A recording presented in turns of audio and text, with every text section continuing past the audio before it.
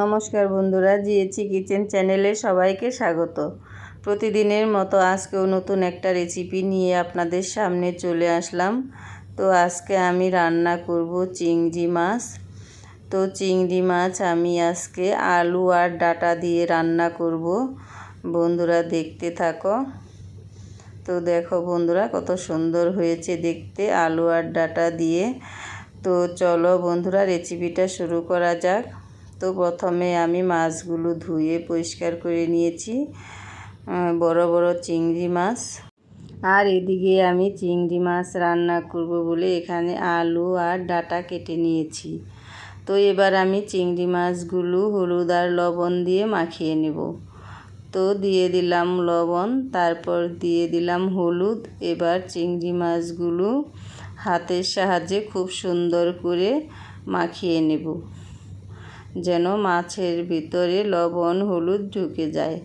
তো এদিকে আমি গ্যাসের ওভেনে একটা কড়াই বসিয়ে দিয়েছি। কড়াইটা গরম হয়ে গেছে, দিয়ে দিলাম সর্ষের তেল। তো তেলটা একটু নেড়ে চেড়ে গরম করে নেব। তো তেলটা কিন্তু গরম হয়ে গেছে। এবার আমি চিংড়ি মাছগুলো দিয়ে দেব। তো চিংড়ি মাছগুলো আমি দিয়ে দিলাম। এবার নেড়ে চেড়ে ভেজে নেব। দুই পাশে আমি নেড়ে চেড়ে সুন্দর করে চিংড়ি মাছগুলো ভেজে নেব। তো সবগুলো মাছ আমি একবারে দিয়ে দিয়েছি। চিংড়ি মাছ কিন্তু ভাঙার কোনো ভয় থাকে না। তো এক পাশে ভাজা হয়ে গেছে, আমি একটু উল্টিয়ে দিচ্ছি।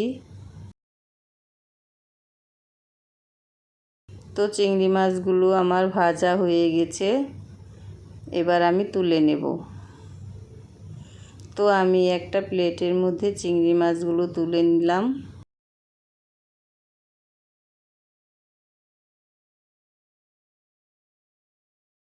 তো চিংড়ি মাছগুলো তুলে ফিরে আসলাম বন্ধুরা। এবার কড়াইতে আমি আবার দিয়ে দিলাম সর্ষের তেল।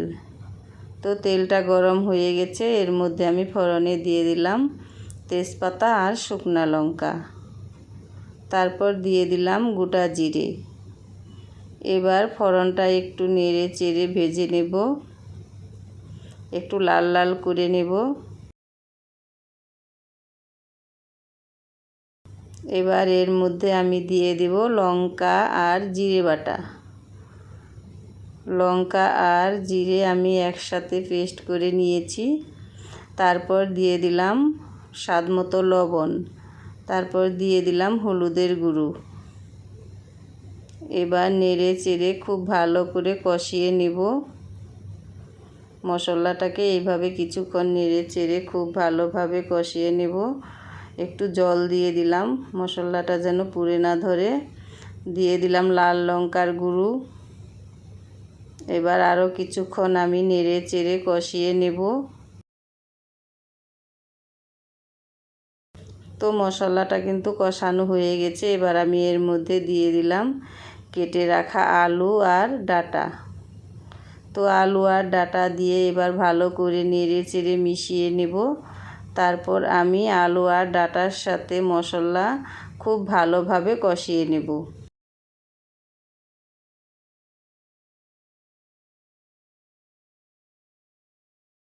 তো এইভাবে নেড়ে চেড়ে আমি খুব ভালোভাবে কষিয়ে নেব আলু আর ডাঁটা মশলার সাথে।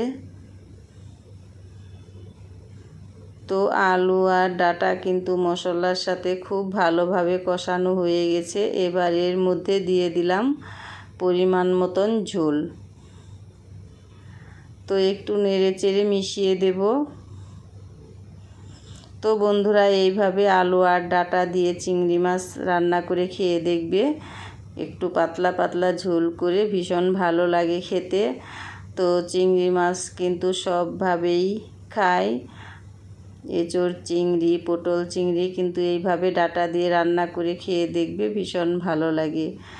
তো এবার ঝোলটা ফুটে গেছে, আমি ভেজে রাখা মাছগুলো দিয়ে দিলাম। মাছগুলো দিয়ে একটু খুন্তি দিয়ে নেড়ে দিলাম। এবার আমি আর কিছুক্ষণ রান্না করে নেব।